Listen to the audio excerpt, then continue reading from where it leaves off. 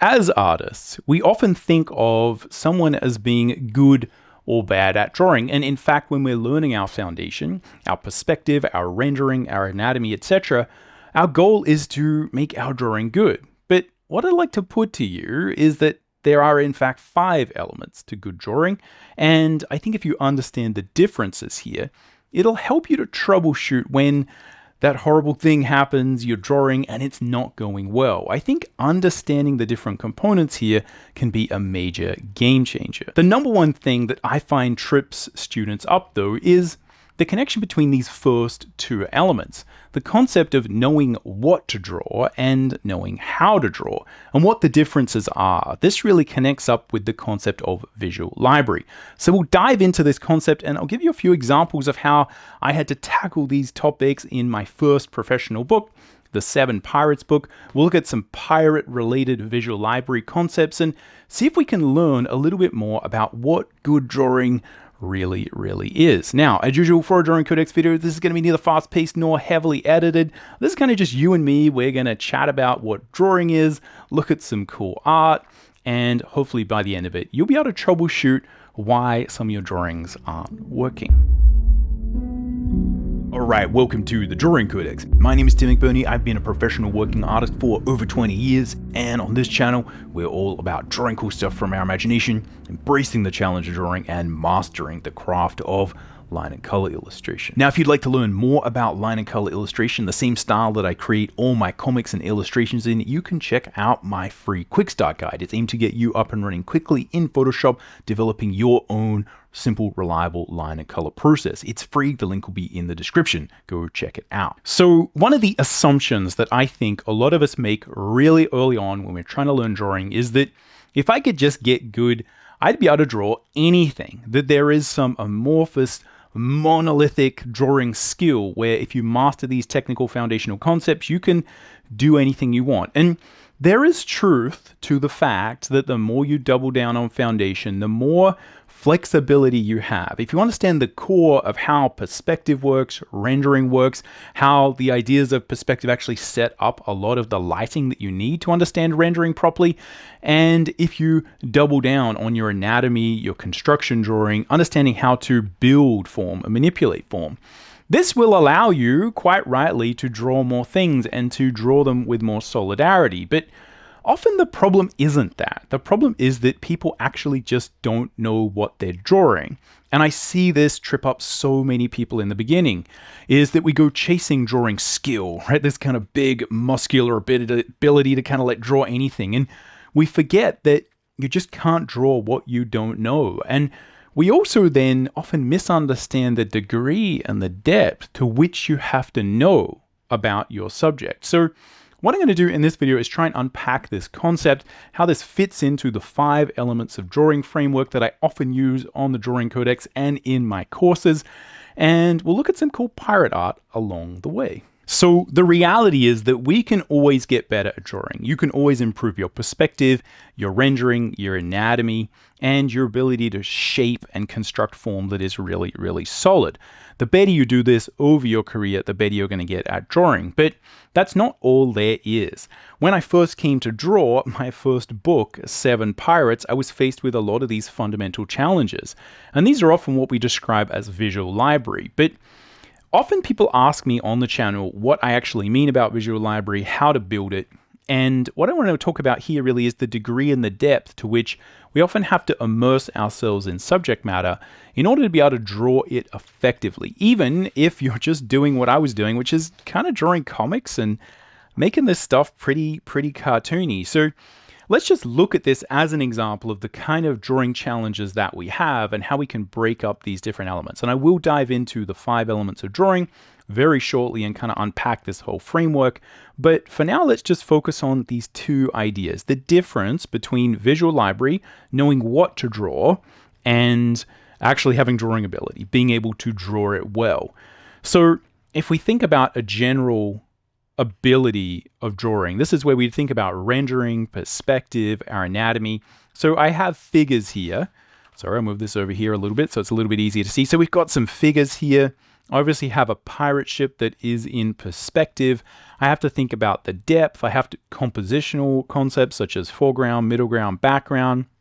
I'm thinking about lost edges, found edges, and trying to think about how to lead the eye. So there's a lot of different stuff going on here. But often the number one challenge we face is that when we go to draw something new, it doesn't work. And it often doesn't work because we just don't know what we're drawing. So if we look at the number of challenges that I would have to face when it comes to doing the test pages for 7 pirates, I have to draw pirates who are on desert islands, right? Which is a different visual aesthetic to pirates who maybe have been on land for a while and are thinking about their next adventure, thinking about historical costume. I have to think about how to draw a tavern.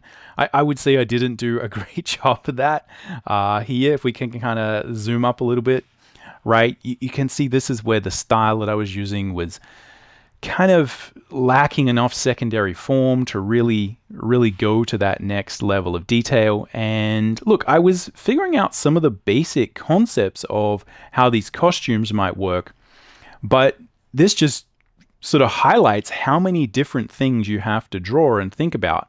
And it's often, because this was one of the first books that I ever did really sort of professionally and properly, you can see that I'm kind of lacking a lot of that detail that would really flesh out a pirate tavern and make this kind of really fun. It's a little bit sparse, and that's because I genuinely didn't really know what to put in a pirate tavern, right? So I kind of have a little bench.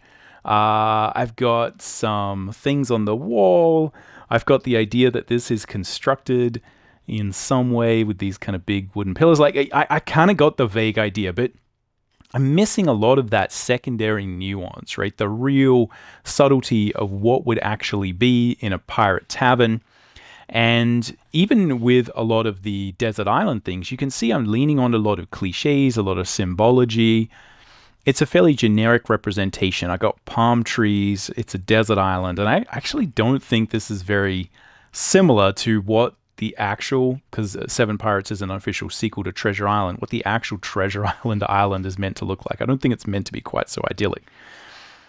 But here you can see again, we're only a couple of pages in, and already I'm having to draw multiple taverns, multiple different costumes, and this is just often the challenge that we face, right? I've got to draw pirate ships, and there's just so much stuff that you need to draw, but it's not just a matter of learning how to draw it. You can probably see, hopefully, the number one mistake on this page is that I've drawn this pirate ship, and I've drawn it kind of to the best of my ability. I actually looked at a lot of model reference. There was a lot of internet reference for how to draw a pirate ship at the time, not necessarily for the drawing, but you could look at people who were making models and they would have really close-up detailed versions of their model ships that they were building, and that taught me a lot. But this ship is sitting too high in the water, right? It's completely wrong. Ships sit way lower in the water, probably like around here on the waterline. And that's one of these things that if you don't go and look at ships, if you don't really understand like how a ship sits in the water, which I didn't, I'd never really been on a ship, but I was looking at the thing and I knew how to draw it and I figured out how to draw it. And this is a combination of me understanding perspective, understanding how to have a process for laying this in, looking at the visual reference for where all of these, let's see if we can get a little bit sort of closer here, right? All of the little ropes, right? And there's so many little ropes here when it comes to these ships, right? It gets pretty crazy. But the reality was that, I needed to figure out not just that, not just the ropes, not just the fundamental drawing aspects of it, but I also needed to figure out how a ship sat in the water. And I completely missed the mark there.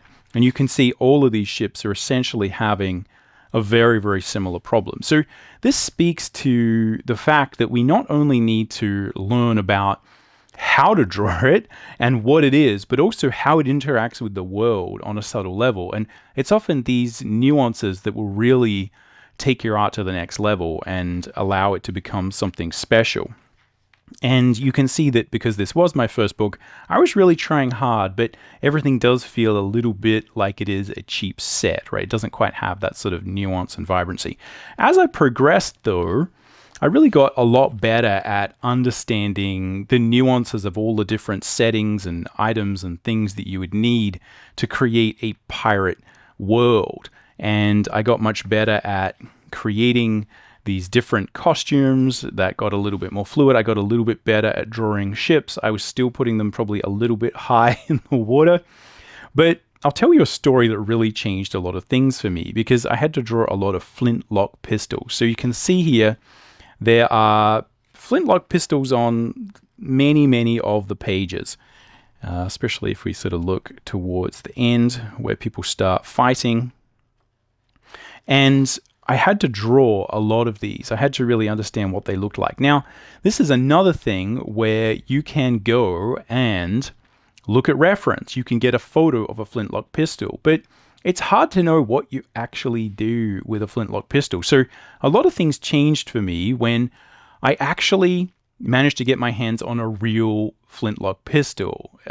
Through my family, someone knew someone who actually had a collection of probably actually a number of weapons and things, but one of them was a flintlock pistol, and I managed to get my hands on it. And it really changed not just my understanding of like, okay, now I can kind of look at where the barrel is and where the other elements are, and I can sort of turn it in my hand and understand how it would look from slightly different perspectives. But also I got to hold it in my hand, and I understood how your hand would actually grip the pistol, how it would actually work, the weight of it. And that's one of these things that you just can't get by simply looking at photos. And it speaks to the degree to which we often need to immerse ourselves in visual library, and that creating something that has the feeling of a living, breathing world is not always just about figuring out how to draw a cylinder, figuring out how to manipulate the form. It's understanding how to build a world and going really deep with your subject matter. If you don't have this stuff sorted, even if you can draw it, it often means that things fall a little bit flat. So a lot of the challenges like that I faced early on really led me to build a lot of the frameworks and the ideas that I often use to help students think through these problems as well. But there are also things that I use every day. So here are these 5 elements of drawing that I think really always help me to break down what might be going wrong. The first is, what are you drawing? This is the visual library. The second is, do you know how to draw it? Do you actually have the technical ability? Is that the problem? Is it just a matter of like doubling down on that, or maybe you have to learn some more of it, or you just need to focus on that aspect more? Is it the tools? The third thing is the tools that we use. Just shifting the pencil and paper can often change the way that everything feels. It changes the way you put down sketch lines, the way that you have to think about your process, how hard you press, how dark the line goes, and it can just make a huge difference on whether or not the drawing looks and feels good, whether it's actually working. The fourth thing here is a matter of practice, and this is where it's so important to understand that you're not going to make all of these things just gel immediately. If you think about the challenge of having to increase or improve your visual library for drawing pirates, we would have things like cutlasses, as we talked about, a flintlock pistol, a hat, a pirate hat, or the coats that pirates wear. And you need to understand that there are multiple challenges there, as we talked about. So if you think about a hat as another example, right? You need to be able to draw cylindrical forms. Your elliptical knowledge of fundamental drawing needs to be good to sort of make it feel round. You also need to think about, sure, the primary form of like, okay, maybe I can break a pirate hat down into like a triangle. Then I can construct that on top of the cylinder, and you're kind of getting there, right? And it's going to take a while, though, to combine that new visual library with an actual effective drawing that kind of works. Because often it's not just, as we talked about with the ships, it's not just a matter of how you draw it, but often really understanding that at a deeper level. It's easy when you're looking at some structure or visual library to think you know it, but then you really have to break it down even further and say, okay, like, how is this pirate hat actually functioning? How low on the head do these pirate hats actually sit? How are they worn? Same thing with a cutlass, right? You have a sword at your belt. Like, how does that change where you sit? I still often get this majorly wrong. People are often criticizing my art for saying, doesn't make sense where that sword would be. And that stuff is all kind of fair enough. This is an evolving process that we go through. But there are so many degrees to where you need to practice putting these things together.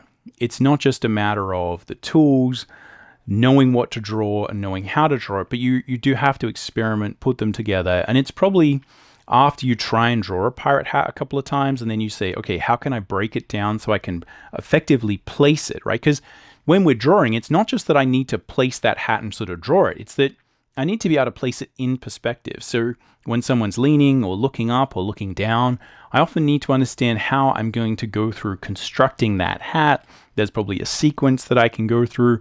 So breaking it down and building visual library is not just a matter of like, could I draw a hat disembodied, but like, how do I integrate it into my process? How do I draw it on people? And then how do I make it look cool? How do I make it look legit? And I think then also you often have so many looks you want, right? Well, often you kind of want, you want the hat to be casting a shadow. So it's like, so you can't see someone's eyes, or you want to kind of have just the right amount of eye line there. And those are other things where you're going to need to practice how to construct, position, place, morph, manipulate, give character to a particular object, such as a pirate hat. And we often just take for granted that. And I found so often with students is that we just kind of skip the practice bit and you just start hitting visual library, you start hitting something and it just kind of is not working. And we feel frustrated, like, oh, I can't draw a hat. It's like, give it a shot, right? Give it some practice, right? You being able to, and this is often, I think, the major misunderstanding is people think, I can draw really well. I can draw all the components that should be there to make a good pirate hat, a good flintlock pistol, a good coat. I've looked at the visual library a couple of times, but to really understand a subject, you need to go deeper and understand how to act with it, how to draw it properly, how to give it motion, movement. And that just takes practice, right? It just takes a little bit of work. So it's always important to remember, don't skip over this point. If you change materials, tools, you're going to need to reintegrate that. If you are learning new visual library, you're going to need to reintegrate that. If you realize that actually, you know what, my problem is, I know what a pirate hat is, but I can't draw the cylinder. I don't know how to construct it. I don't know how to place it on someone's head properly when I'm sort of drawing them. Then maybe, again, double down on your elliptical knowledge, your construction drawing, etc. But you'll then have to spend a lot of time integrating that in. So practice is such an important part. It's really obvious, yet students often skip it and they get really frustrated. The last thing, which we're not going to talk about too much here, is the concept of intent. Is like, what is this drawing? Is this a sketch session where you are building visual library? Is this something where you're doing a thumbnail sketch for a finished comic book page or an illustration? Or is it a 2-hour illustration or a 5-hour illustration or a 100-hour illustration? Are you just sketching for fun? Does it matter at all? Is this just something where you're putting on a timer and saying, I'm going to try and create the best thing I can in this amount of time? What is the point of our drawing? What is our intent? And intent is kind of linked to expectations, and your expectations or what you think should be happening at the end of this drawing is often linked to our feeling of success. So I think often we really miss this critical aspect of the artistic process, which is just thinking at the beginning, what am I doing? What's the point? What would success look like here? How do I know whether I'm doing this well? And it's really easy for people to not understand that we're doing preparatory drawings versus final drawings versus construction drawings versus whatever, right? The intent is key. So what I found is that looking at through things through this framework helps me to understand and break down when things aren't going my way. And it also gives me a couple of key insights before I start drawing, where I do think about, what am I doing? What's the point of this? And also before I think about, do I have a reasonable expectation of this drawing going well? Do I have good visual library? Right early on, I needed to think about, is this drawing a pirate ship going to test my construction drawing ability? Are there elements of drawing that of perspective that like I don't know? But often I find, as we talked about, the real thing that trips people up is the intersection between visual library and drawing ability of your technical foundation and your visual library. not understanding how these things go together is often really at the core of most frustration as an artist early on. Before we bounce out of here, I got a couple of other key points that I want to leave you with that can often make all the difference when it comes to understanding our emotions and that frustration of like, this is not working. And also the degree to which we often need to dive into a particular subject, and that is okay and often necessary for an artist. So if we look at that, this comes back to this concept of this pirate ship here, which is just too high in the water, right? It's wrong. It's drawn okay, it's not perfect, but the problem is, from a visual library perspective, I'm just lacking that extra knowledge. And what I found, I'll share with you this simple truth, is that often the best artists who are really well known for drawing period historical fiction or spaceships or robots or mechs is that they often have a really strong, deep visual library or also just domain expertise. It's not just that they know how to draw the ship. It's not just a visual library, but they often may have been on ships, right? They often understand some of the subtleties of how it works. Like, I have no idea, right? Like, why any of these sails are here, whether they work. I really tried to make sure that I had the right amount of sails, but like, I don't know whether those sails are at the right angle based on where the ship is headed, whether that would make any sense. I'm kind of just trying to make it look cool, I guess. And I think as this book progressed, I did actually remember to keep sitting the shifts down a little bit, sort of towards the end. I felt like I got a lot better at drawing pirate ships from various perspectives and drawing the top of them. Or this one still seems very clean and like it doesn't have a lot of cool stuff on it. But it's often that deeper knowledge that we have of a particular subject matter that'll make a difference, that'll make it feel as if it's not just that someone understands how to draw a robot, it's that they understand how they're built, how they function, how the joints function, and not just like how, old robots from the 60s would function, but like what is the latest cutting edge technology for like the robots that Boston Dynamics are building? Like, how are those sort of faux muscular systems designed? How are those joints working? And they'll be looking at industrial robots, again, humanoid robots, cars, anything they can to get a really deep understanding of how really interesting visuals could be built around structural functionality of robots and mechs. And these are the people who design the best mechs for video games, movies, etc. Are people who really understand how the mechanics work and how that stuff really functions. And likewise, the people who are going to be the best at designing great period costumes are people who understand the nuances of it. It's not just a matter of like, okay, this is what a pirate ship kind of looks like, or this is what a particular coat looks like here. It's that you're understanding what it was made of and how it was sewn and how it would sit, how it would fall, what the different materials are, exactly how does a powdered wig work. And I think it's just all these little bits and pieces that will often make the difference and really make it feel as if you are an artist who is drawing a living, breathing world. So I think that often in the beginning, as artists, we kind of just imagine that, again, it's just a matter of learning to draw well, and then you can kind of draw everything. But it's not just that a bit of visual library is good, but the depth of your visual library and the extent of your domain experience and deep knowledge of a particular subject will often separate you from other artists and mean that, like, even though they could draw the same thing, they won't because they don't know anything about the functional nature of it. And that's often what separates artists. At some point, you can kind of all draw, like everyone's kind of like pretty good at this stuff, but the reason someone will get hired to design a whole bunch of cool mechs or work on, again, a pirate film or something like that, is that they understand the subject matter at a really deep level, right? People are cosplaying pirates, they're making their own pirate costumes, they're going to museums, they, again, maybe have a collection of pirate weapons or something like that. And that's just something I find, is that the visual library is so important, and yet it often gets skipped over in the beginning. Now, the last thing that I'll leave you with here is just that often what improves as we integrate all of these things is not just our ability to draw it. So here you can see I've got a couple of pirate ships here, And I think I got better and better at drawing these pirate ships as the time went on, and it just became a lot easier. It doesn't mean that the first ones weren't, were like significantly worse. So if we go back and look at some of the first kind of pages where I had to draw some pirate ships, you can see like this one kind of looks like a pirate ship. It's not that bad, but it's a little bit fuzzy. I'm kind of futzing things. And this was like a nightmare for me to draw, right? It was very stressful. And I think that understanding that often the practice element of this is often what will bring you at ease with these drawings and give you that feeling of like, okay, here I drew a pirate ship, here I drew a pirate ship, here I drew a pirate ship. And this one actually, this was the first page I ever drew for this book.